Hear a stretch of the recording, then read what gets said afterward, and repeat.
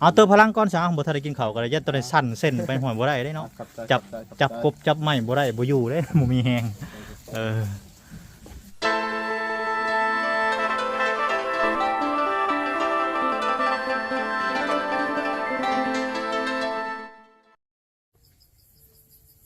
น้องพี่น้องสลัดพับมาตอนนี้ก็มาพบมาเจอในกันช่วงสวยๆน้องพี่น้องหลังจากทำภารกิจทางน้องอาเบยเพิ่นสำเร็จเนาะก็สิเข้ามาหาสื่อสารประสานต่อเรื่องซ่านน้องแนนนาหรือว่าแม่คำตาเพิ่นนั่นแหละสองไม่ลูกเพิ่นนั่นแหละน้องพี่น้องเนาะก่อนอื่นก็ขอกราบทักทายสบายดีพ่อแม่พี่น้องFCเบอร์ทุกท่านเด้อน้องพี่น้องเนาะบ่ว่าสิอยู่ไกลบ่ว่าสิเป็นพี่น้องฝั่งลาวฝั่งไทยบ่ว่าสิเป็นพี่น้องทางต่างประเทศก็ยินดีต้อนรับเข้าสู่ช่องบ่อน้อยเชียงรายคือเก่าคือเดิมเด้อพี่น้องเด้อเนาะนี่แหละพี่น้องมาฮอดจอดถึงเงินซานบ้านซองน้องแนนนาเพิ่นน้องพี่น้องเนาะสองแม่ลูกเพิ่นจักมื้อนี้ก็สิอยู่เฮือนหรือบ่หรือว่าจังไดเนาะก็เข้ามาหาเพิ่นมื้อแรกเลยมื้อนี้ก็ได้หลังจากขึ้นมาฮอดเมื่อวานนี้น้องพี่น้องเนาะบ่น้อยก็ได้พักผ่อนแล้วก็ได้โทรหาทางน้องอาเบยเพิ่นเนาะแล้วก็พักผ่อนแล้วก็มื้อนี้ก็สิเข้ามาทางสร้างเพิ่นเนาะมาเบิ่งว่าเฮือนเฮ็ดฮอดคันใดแล้วหลังจากนั้นบ่น้อยก็สิต่อเติมเรื่องสังกะสีเนาะก็เรื่องสังกะสีหรือว่าแผ่นลูซิ่งนี่ก็เป็นทางพ่อวิไลศักดิ์เพิ่นเนาะพี่น้องทางเวียงจันทร์พุ่นแหละก็พ่อท่านเก่าท่านเดิมเพิ่นนั่นแหละที่ซื้อตีนเสาซื้อเสาเนาะพี่น้องเนาะจะได้ก็ขอขอบคุณเด้อทางพ่อเพิ่นเนาะที่สารให้เพื่อนทางน้องเพิ่นแล้วจนแล้วว่าซั่นเนาะสารเรื่องสังกะสีหรือว่าแผ่นลูซิ่งนั่นแหละเนาะปาสับพี่น้องบ่ว่าระยะห่างเดียวเขาไปหาทางครอบครัวเพิ่นกันเลยน้องพี่น้องเนาะไปโอ้พี่น้องไอ้บาดเนาะจนตกใจบ่หน่อยก็ได้มาบาดโตโวดโคตรโพไวอย่างนี้เหรอนี่เนาะโตพี่น้องเลยลงไปปากเซแป๊บเดียวหนึ่งพี่น้องเนาะมาบาดนี่พาสิแล้วเลยโตโคตรโพเลย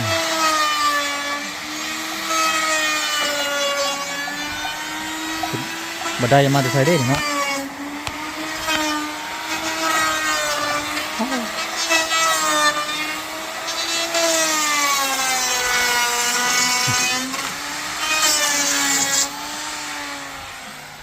ขึ้นพี่น้องบาดโอ้บันไดคักเลยเนาะเอามาจะใช้ได้บันไดนี่ต่อมาบันนี้เรียบร้อยพี่น้องเนาะปูแปดเรียบร้อยจักมือแล้วบ่ได้มาหาทางสร้างเพื่อนเนาะสบายดีสร้างสบายดีเด้อทางเทิงเด้อเลี้ยวหลังเลี้ยวหน้าบ่ได้เนาะเลี้ยวหลังบ่ได้เขาเลี้ยวเรียบร้อยเลยบ่มีตาหลังพี่น้องเลยแล่นขอบเนาะกินข้าวกินน้ำแล้วบ่ยังเท่านี้โอ้จักมุงแล้วเบิ่งนี่ฮะบ่อยากบ่9 โมงเลยนี่ฮะต่อไปน้องเลยจนสัวเลยยังบ่ได้กินข้าวเช้าเนาะเอาเติมพลังก้อนสางบ่ทันได้กินข้าวก็เลยยัดตัวได้สั่นเส้นไปหอยบ่ได้เด้เนาะจับกบจับไม้บ่ได้บ่อยู่เด้บ่มีแฮงเติมไปน้องเลยเบิ่งห้องก็ได้ขันน้ำหลังเนาะนี่นะขันน้ำหลังไปน้องเลยให้มันแล้วก่อนจังขันเพราะบ่แล้วมันยากโอ้เดี๋ยวสร้างประเทศแล้วจังสิคุยกันเรื่องสังกะสีไปน้องเลย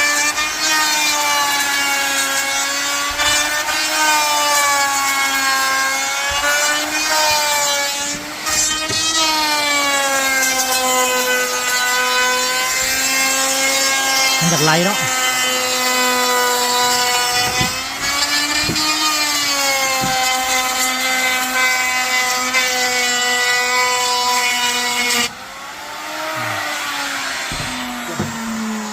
ตัวนี้เป็นไม้ใช่ตัวอะไรตัวนี้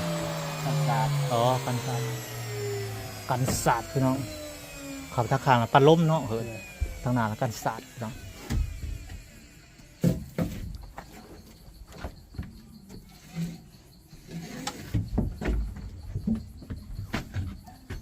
เห็ดตังเจ้าบ่เห็ดสั่งโอ้พี่น้องสั่งไปงามเรื่องอยู่เอาไว้นั่งพี่น้องเนาะ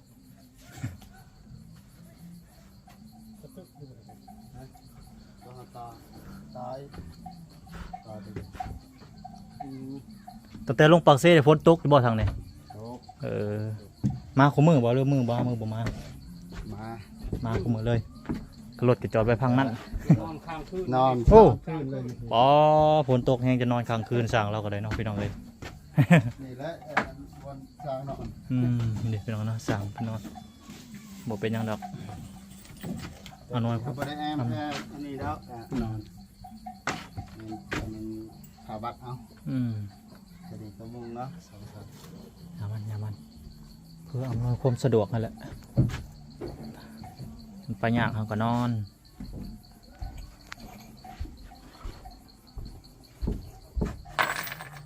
ตกตลอดแต่จะปัดปัด โอ้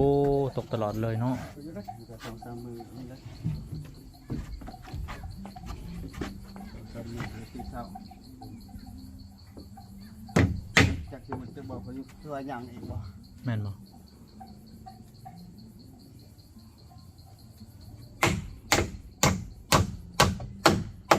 แดง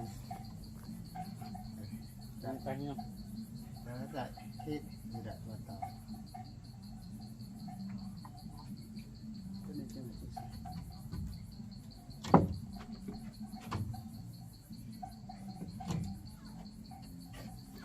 น้องพี่น้องเฮือนหลังนี้กับแบบก็เป็นแบบเฮือนน้องเอสเพิ่นเป็นยังไงเนาะเฮือนน้องเอสเพิ่นอยู่พุ่นละอยู่ทางเซโปนเพิ่นเป็นยังไง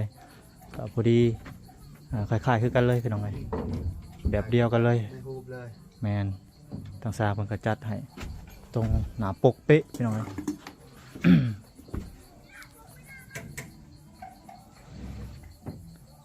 เพื่อนทางน้องเอสเพิ่นก็มีหลายคนเป็นน้องสมทบก็ได้บ่ว่าสิเป็นเบาเสียงเนาะแล้วก็ทางเบาน้อย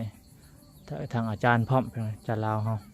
เรื่องเฮือนก็เฮือนครัวนั่นแหละเบาน้อยก็เริ่มเสริมเรื่องอันห้องน้ำเป็นยังไง โอ้อยู่ทางเซโปนพุ่นแหละก็เป็นแม่ใจดีเพิ่นเบาน้อยขึ้นไปเซโปนครั้งแรกเนาะพี่น้องก็มีแม่ใจดีท่านหนึงเป็นไงเพิ่นก็เห็นเบาน้อยบ่ได้มีอันเรื่องสมทบเพิ่นก็เพิ่นก็สมทบทางบ่น้อยเนาะกับขอบบุญขอบคุณเพิ่นบ่น้อยก็มีผู้ใหญ่ใจดีครั้งแรกเลยพี่น้องที่ว่าขึ้นเซโปนบ่น้อยเฮ็ด YouTube มันก็เป็นหากะได้ปีหนึงเนาะพี่น้องเนาะครั้งแรกที่บ่น้อยขึ้นไปหวังปีแล้วนี่แหละ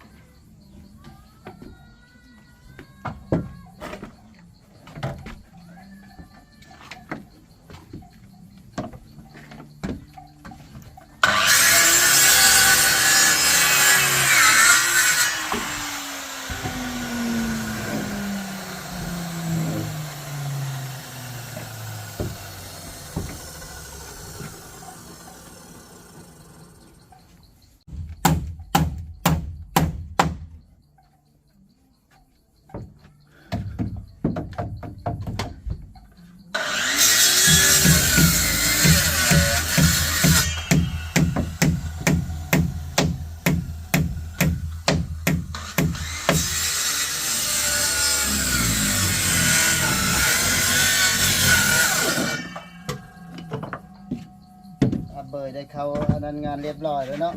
อาเบยบ่อาเบยเพิ่นตอนนี้เพิ่นยังกบดันอยู่เพิ่นยังกบดันอยู่ก็คือยังปรับสภาพแวดล้อมก่อนคอยไปเฮ็ดงานให้ไว้งานกระทรวงนี่ให้เพิ่นอยู่ได้ซะก่อนนะเพิ่นอดได้ก็ถือว่าเฮ็ดงานได้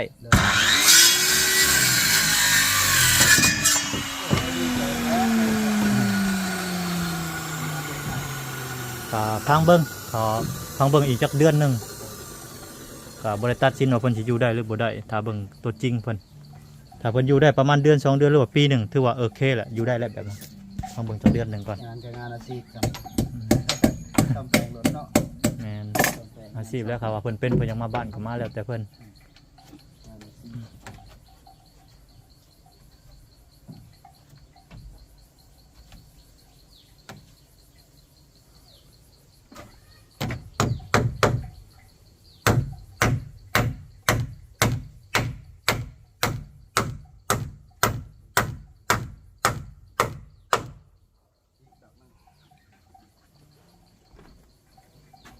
ยังขัดต่อ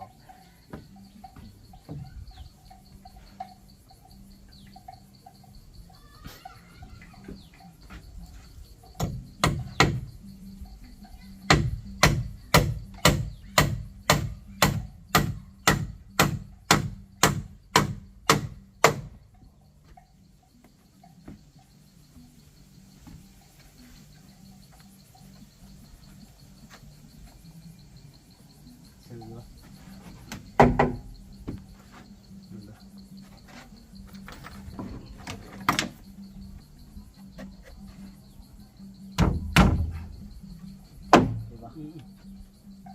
เ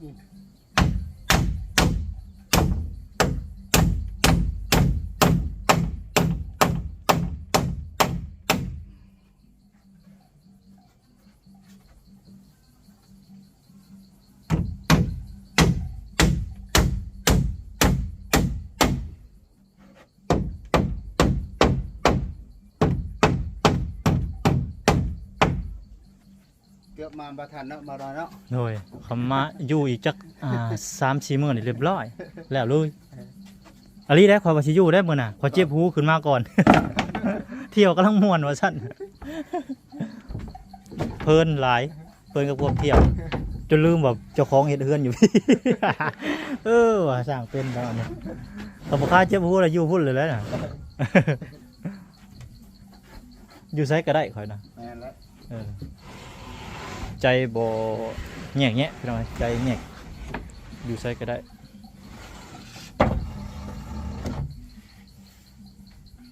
บ่ได้หาเคยไปอยู่แบบนั้น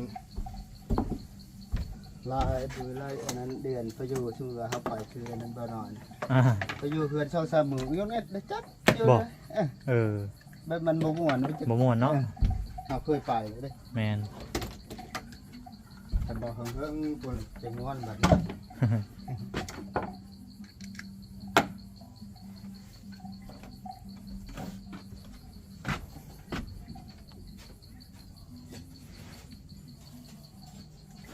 น้องพี่น้องตอนนี้ก็ถือว่าประมาณห่วย 90% เลยได้พี่น้องไอ้โน่น 90% เลยได้นี่โอ้80%ประมาณ 90% พี่น้องเพราะว่ายังสังกะสียังหลังคาลืม 80% แล้ว 80 แล้วพี่น้อง คันใดกับบ้านประตู ถือว่าเรื่องบานประตูยังมีบ่ยัง นี่แหละ มีบ่ครบไปเลยเนาะแล้วก็บานนี้อันเบิ่งเด้อบันไดยังเนาะ ได้ บันไดเอามาแล้วบ่ยังเลยเนาะ ยังได้ มีแต่ว่างบยังเหลืออันบันไดเนาะพี่น้อง เลย ก็สิถามทางทีมงานอีกเทื่อนึงพี่น้องเอ้ยหลังจาก เลือกเอาถึงว่า อืม 2,500,000 คือว่าสร้างเพิ่นมีบันไดอยู่เนาะ นี่อยู่ มีอยู่พี่น้องเอ้ยก็สิลองพัวพันกับสร้างเพิ่นก่อนหลังจากแล้วเวียกแต่ก็สิพัวพันเรื่องหลังคาพร้อมพี่น้องเอ้ยก็สิมาคิดไล่นํกันเนาะว่าเบิดเท่าไรจากแผ่นพี่น้องเอ้ย แผ่นเอาเป็นรูซิ่งเพราะมันมุงง่ายแผ่นนั้นสังกะสีมันบุ้มมันคือเจี้ยพี่น้องเอ้ย นี่ส่งมามันเป็นอันนั้นนะ มุงลายเต่ามุงลายเต่าพวก ลายตาส่งมาแต่จังซีเดี๋ยวนี้โอ้ย ซอดไว้ ทอดไว้คือ หัว บอดปีหนึงที่สนิมเขาแล้ว เรียบร้อยซอดเบด เออ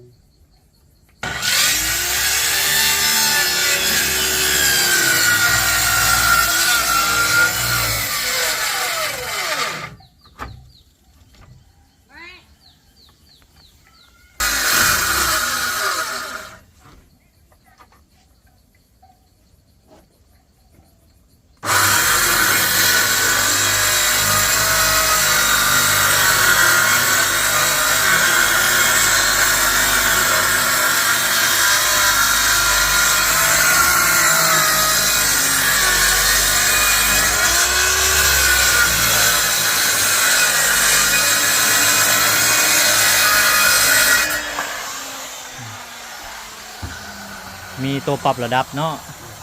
ให้มันซึ่งพี่น้องเอ้ยให้มันเที่ยงตัวปรับระดับ นะเติมพลังไว้ เติมโอเคมันสีเช้าเย็นหมูแซ่บได้เติมเลือดทางเทิงก็ได้ เบิกพามันได้ปัดถึงย่อนสิบาทางใด ถึงโยนในป้าเฮือนบ่ได้ได้เฮ็ดเฮือนมาแล้วก่อนได้บ่ได้เด้ปรับไม้ได้แบบนั้น สร้างจกสลากได้โยนว่าโต้นเฮือนโอ้ยตายแล้ว นี่ว่าถึงเนี่ย ได้ปีกมันบ่หรือว่าหัวมัน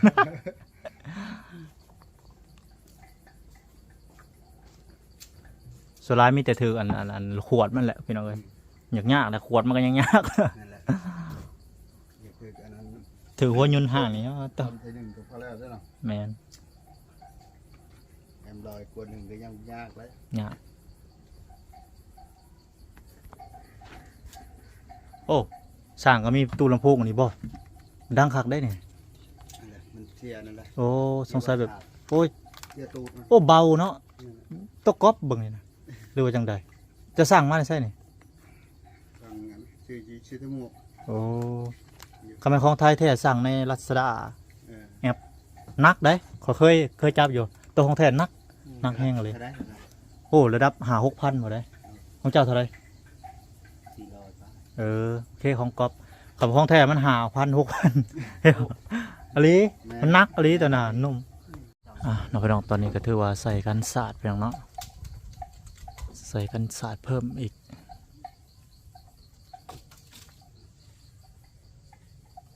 โอ้บรรยากาศมันนี่พี่น้องแดดคักแดดแหน่ลีเนาะตัว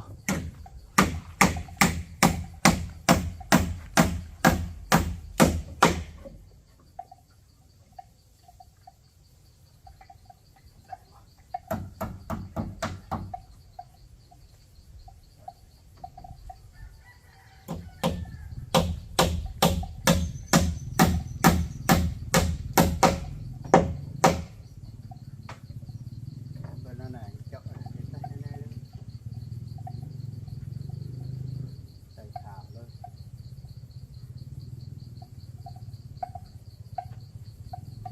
บ่บักใส่เจาะแล้วไหนปึ๊บไม่ตัดกันใส่เจาะเลยบ่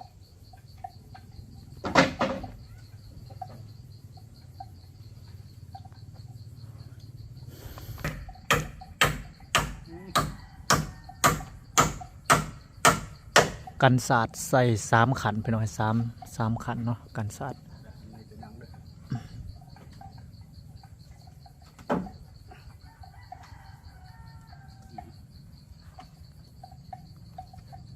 เอาเลยวะ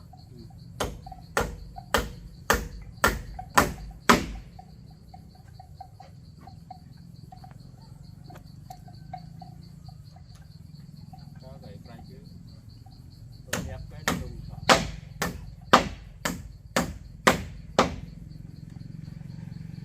คนที่ไป ไร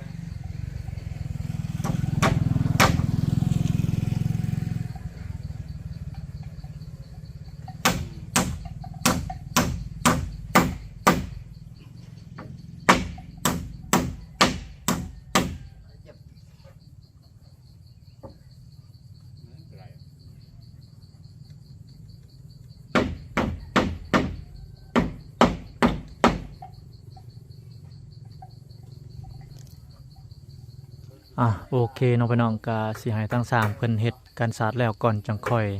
ไล่เนื้อที่แผ่นลูกซิ่งว่าสิเบิดจักแผ่น